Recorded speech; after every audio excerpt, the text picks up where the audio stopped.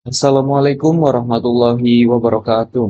Halo semuanya, perkenalkan namaku Muhammad Arya Pramuja, biasa dipanggil Arya. Aku mahasiswa Prodi Teknologi Rekayasa Otomasi angkatan 2025 dengan NIM 3 digit terakhir 019. Nah, pada video kali ini aku akan menjelaskan kepada teman-teman sekalian apa sih pengertian dari variabel, tipe data, dan operasi. Dan juga di sini aku akan menjelaskan bagaimana tentang membuat pemrograman dari variabel, tipe data, dan operasi sendiri. Oke, pada video sebelumnya aku telah membahas tentang dasar-dasar pemrograman. Tentunya teman-teman sudah tahu kan pemrograman secara dasar itu apa? Nah, pada video kali ini kita akan membahas lebih dalam lagi dari video sebelumnya. Oke, langsung saja kita masuk ke pembahasannya. Nah, yang pertama ada pengertian. Variabel adalah suatu tempat atau wadah untuk menyimpan nilai atau data yang nilainya dapat berubah-ubah selama program atau penelitian berlangsung. Yang kedua ada tipe data, adalah kategori atau jenis data yang dimiliki oleh suatu variabel, di mana yang menentukan nilai-nilai apa yang dapat disimpan dan bagaimana data tersebut diolah dalam program komputer. Contoh tipe data umum antara lain integer, bilangan bulat, float atau bilangan desimal, string, rangkaian karakter, dan juga boolean atau nilai benar atau salah. Selanjutnya ada operasi. Operasi adalah tindakan atau perintah yang dilakukan untuk memanipulasi data atau nilai dalam variabel. Operasi bisa berupa penjumlahan, pengurangan, perkalian, pembagian, serta operasi logika seperti AND, OR, dan NOT pada nilai boolean. Nah, selanjutnya ada variabel. Nah, penjelasan secara singkatnya adalah tempat penyimpanan nilai, ya, di mana variabel ini adalah yang nantinya tempat penyimpanan nilai dari program yang nantinya akan kita buat. Nah, di dalam Python sendiri, variabel tidak perlu dideklarasikan tipe datanya secara eksplisit atau dynamically typed. Nah, nilai yang disimpan bisa berubah selama program berjalan. Selanjutnya ada gaya penulisan dari variabel itu sendiri. Yang pertama ada snake case yang paling umum digunakan pada Python. Yang kedua ada camel case yang sering dipakai di bahasa lain seperti JavaScript, tapi kadang terlihat juga di Python. Kemudian ada Pascal case yang biasanya digunakan untuk nama kelas di Python. Kemudian ada uppercase yang biasanya untuk konstanta. Nah, selanjutnya ada tipe data. Tipe data mendefinisikan tipe dari variabel. Nah, tipe data yang umum digunakan ada integer, bilangan bulat 10, contohnya 10 minus 5, 2025. Kemudian ada float atau bilangan desimal, contohnya seperti 3,14, minus 2,5, 0,001. Selanjutnya ada string, text hello Python. Kemudian ada boolean, hanya true atau false, list kumpulan data yang bisa diubah, 1, 2, 3, atau angka, berupa angka atau huruf. Kemudian ada tuple kumpulan data yang tidak bisa diubah. Kemudian dictionary atau pasangan key value. Untuk cek tipe data, dapat menggunakan fungsi type. Nah, terakhir ada operasi atau operator. Operator digunakan untuk melakukan operasi terhadap variabel. Operator sendiri di bahasa pemrograman ditulis dalam bentuk simbol. Nah, jenis operator sendiri ada 6, yaitu ada operator aritmatika, operator penugasan, operator perbandingan, operator logika, operator identitas, dan operator keanggotaan. Nah, operator aritmatika ini digunakan untuk melakukan operasi matematika, baik penjumlahan, pengurangan, pembagian, perkalian, dan lain-lain. Nah, operator penugasan ini digunakan untuk memberikan nilai ke variabel. Nah, operator perbandingan digunakan untuk membandingkan dua nilai yang hasil outputnya adalah true atau false. Kemudian ada operator logika yang berfungsi digunakan untuk operasi logika, contohnya AND, OR, dan NOT. Operator identitas digunakan untuk membandingkan objek apakah sebenarnya satu objek berada di satu lokasi yang memorinya yang sama. Kemudian operator keanggotaan yang berfungsi untuk memastikan nilai adalah anggota sebuah variabel yang mempunyai urutan. Komentar. Komentar sendiri adalah baris kode yang tidak dijalankan oleh Python. Komentar ini sendiri adalah berfungsi untuk mempermudah kita loh teman-teman dalam pembuatan program supaya meminimalisir kita agar tidak lupa dalam pemrograman ke step-step selanjutnya. Nah, komentar ini tidak akan dijalankan oleh Python, hanya akan sebagai mempermudah saja. Nah, tujuan komentar sendiri adalah menjelaskan kode agar mudah dipahami, kemudian memberikan catatan sementara, misalnya ide atau hal yang perlu diperbaiki. Menonaktifkan kode mematikan sementara bagian kode tanpa menghapusnya. Dokumentasi memberikan informasi tentang fungsi, kelas, atau program. Jenis komentar sendiri ada single line comment, multi-line comment, docstring. Kemudian kegunaan dari komentar itu sendiri adalah meningkatkan keterbacaan kode, mudah dipahami orang lain. Memudahkan debugging bisa menonaktifkan baris kode tertentu. Nah, sebagai dokumentasi menjelaskan fungsi atau kelas. Oke, langsung saja. Di sini kita akan langsung menerapkan variabel data dan juga proses melalui dua tools yang sebelumnya telah kita pelajari pada video sebelumnya. Yang pertama kita akan menggunakan Scratch. Nah, untuk langkah pertama sama seperti video yang sebelumnya kita buat, yaitu kita gunakan block events. Kemudian kita cari ini when green flag click. Kemudian kita sensing block X kita tarik. Nah, what's your name ini bisa kita ubah menjadi angka 1.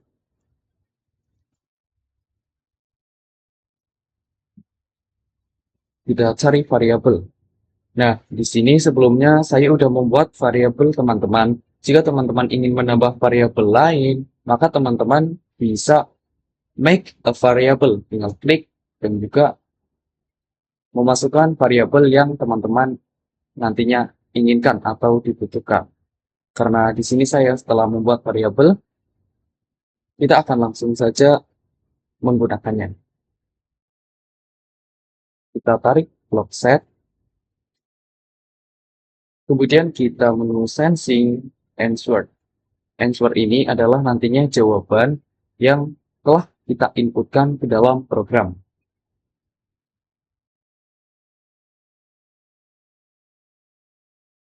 Kita tarik blok S lagi.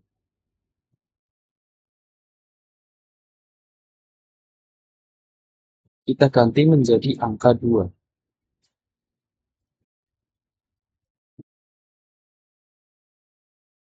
Kita ke variabel, kita set block set lagi.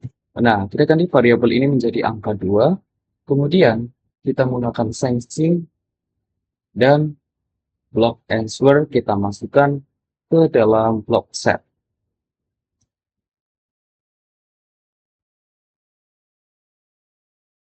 Nah, selanjutnya adalah kita perlu memasukkan variabel hasil penjumlahan.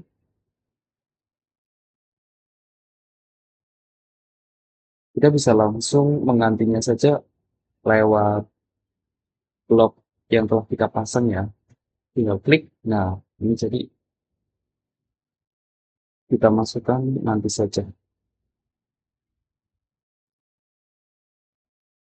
Nah, selanjutnya adalah kita menggunakan menu operator dan kita pakai menu operasi penjumlahan karena kita akan membuat program di mana akan membantu kita dalam menjumlahkan suatu bilangan dan juga menentukan hasilnya. Di sini kita klik angka 1. Oh, maaf. Kita masukkan variabel angka 1.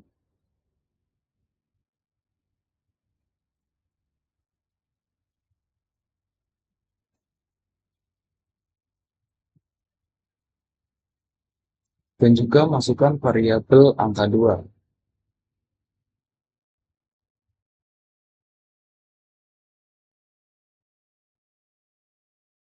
kita masukkan, kemudian kita cari menu say. Nah, say ini adalah nantinya hasil akhir dari pemrograman yang akan menunjukkan hasil kalkulasi atau perhitungan yang telah kita inputkan sebelumnya.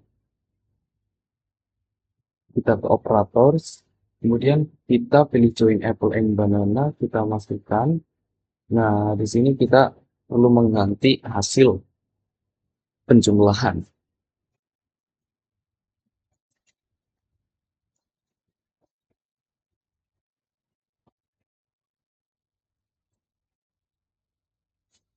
Di sini kita perlu memasukkan variabel hasil dari penjumlahan.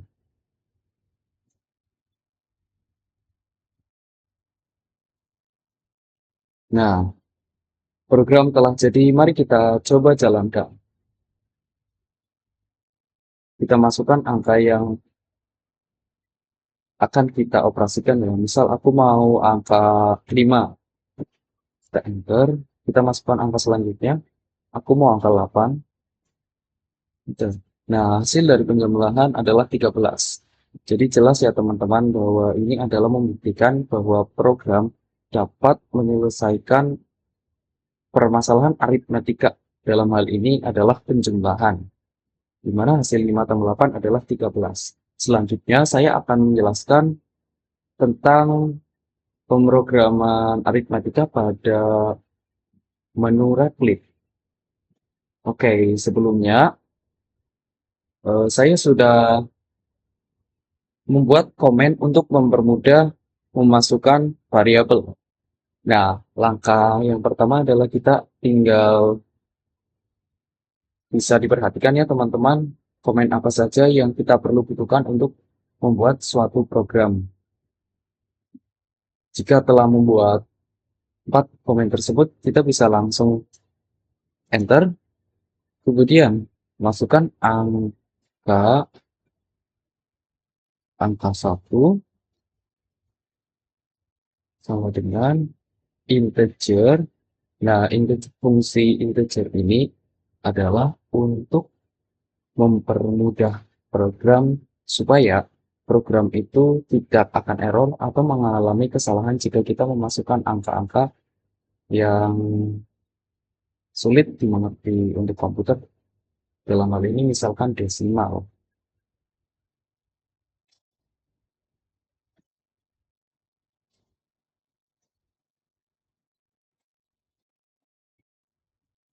Input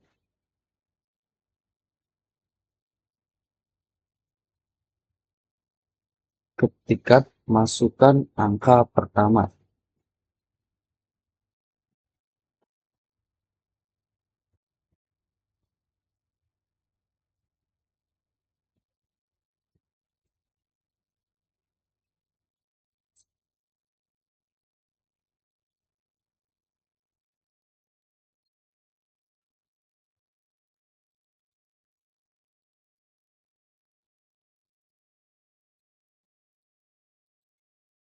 Kita enter lagi.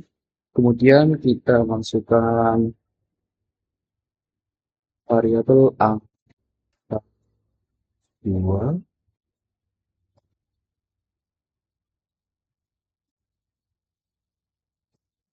sama dengan integer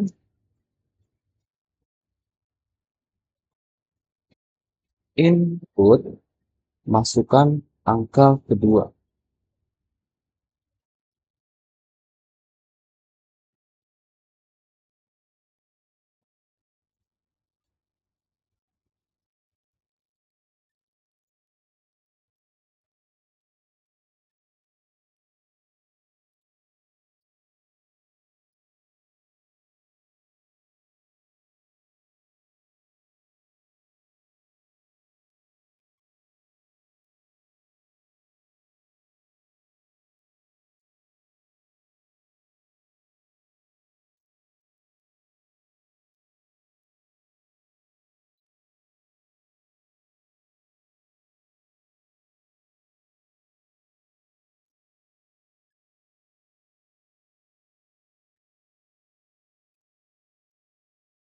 Kemudian kita ketik hasil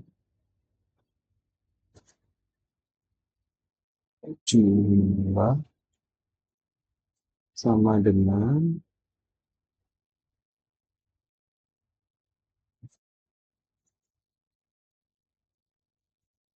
hasil jumlah sama dengan angka 1 ditambah angka 2.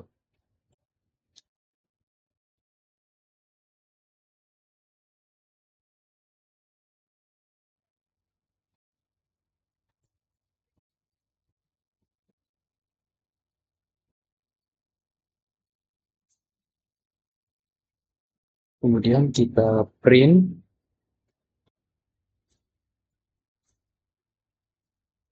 hasil penjumlahan.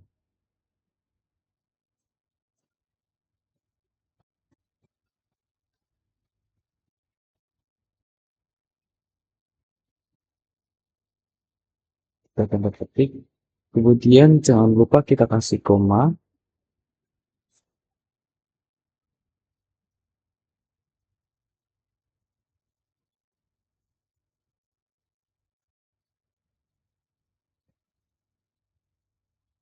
Hasil jumlah.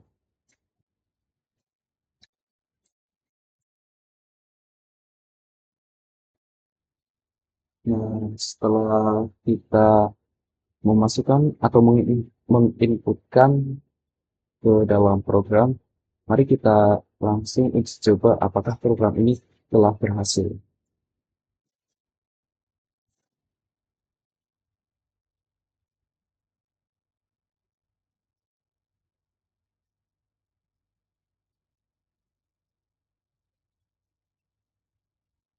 Oh, sini ada sedikit kesalahan. Jangan lupa kita perhatikan tanda petiknya ya teman-teman.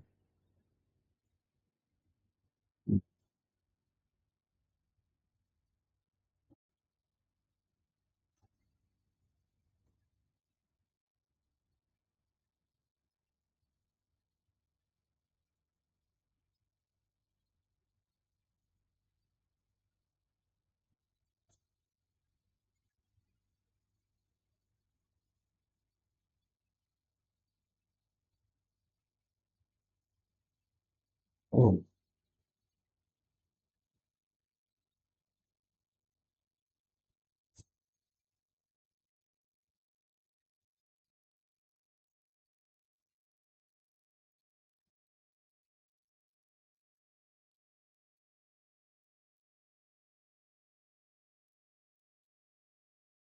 ini masih koma. Masukkan angka pertama. Aku mau 23. Kita enter. Masukkan angka kedua. Misal, ke 12. Kita enter. Nah, hasil penjumlahannya adalah 35. Jadi terbukti bahwa Replit ini sangat berguna banget buat kita yang ingin menjumlahkan atau mengkalkulasikan suatu nilai dalam bentuk pemrograman.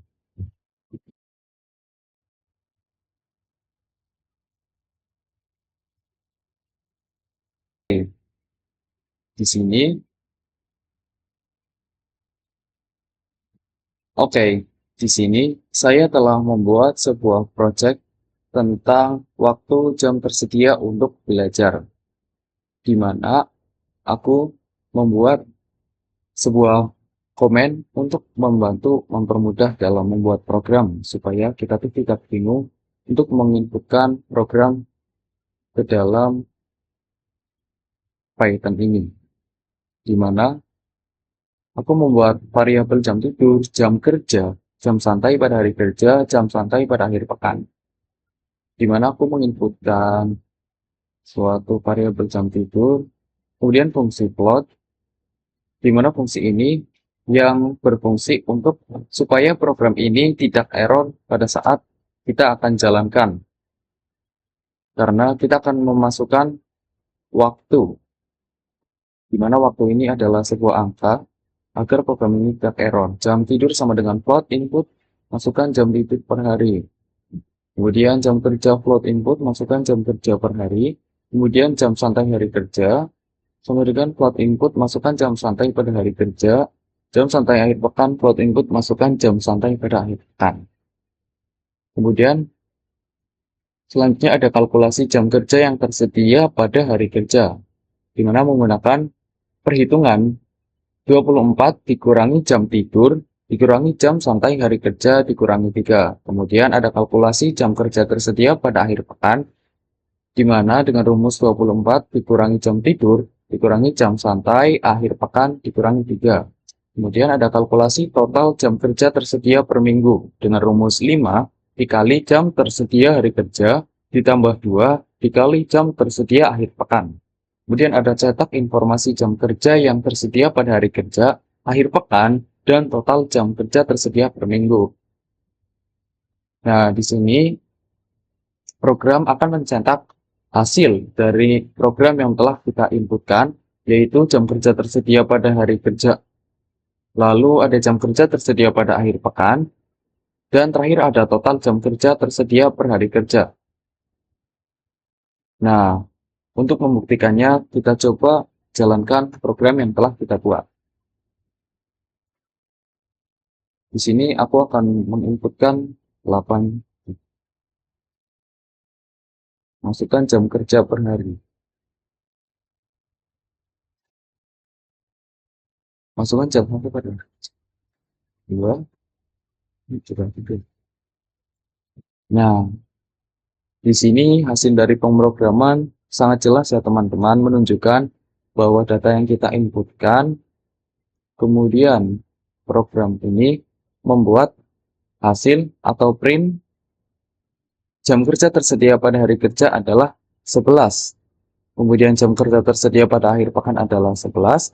Kemudian total jam kerja tersedia per hari kerja akhir pekan adalah 77 jam.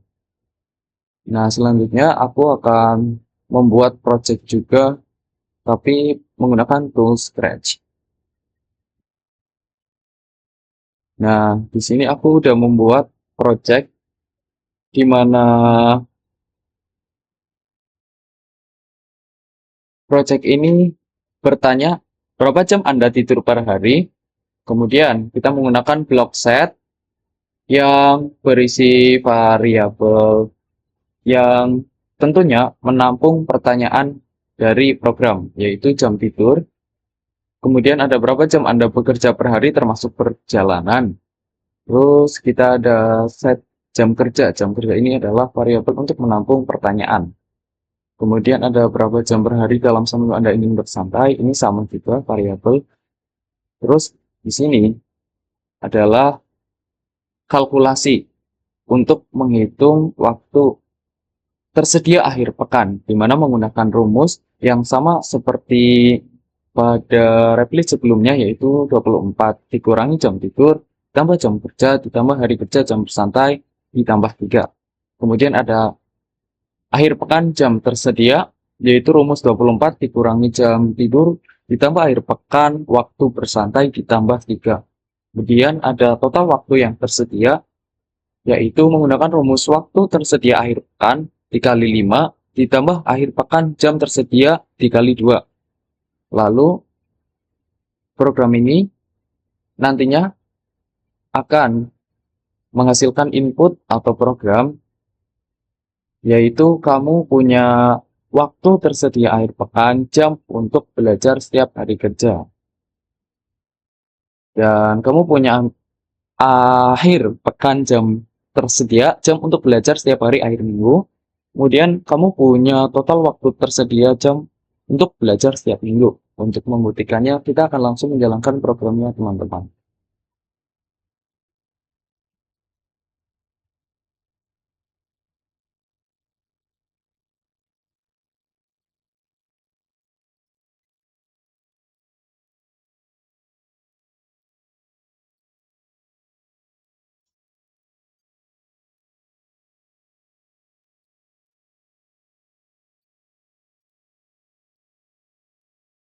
Jam Anda tidur per hari. Berapa jam Anda bekerja per hari termasuk perjalanan? Sini aku mau input misal 7 jam. Hari kerja jam bersantai 3 jam. Berapa jam per hari di hari Minggu Anda ingin bersantai? 4 jam. Nah,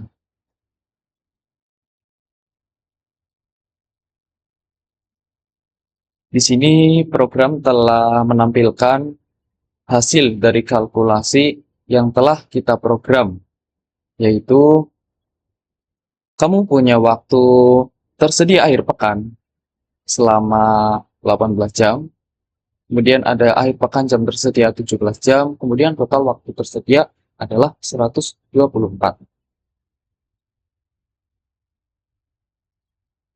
Oke, mungkin itu saja yang dapat aku sampaikan pada video kali ini. Semoga bisa bermanfaat untuk teman-teman semua. Sekian dari aku. Terima kasih. Wassalamualaikum warahmatullahi wabarakatuh. Dadah semuanya.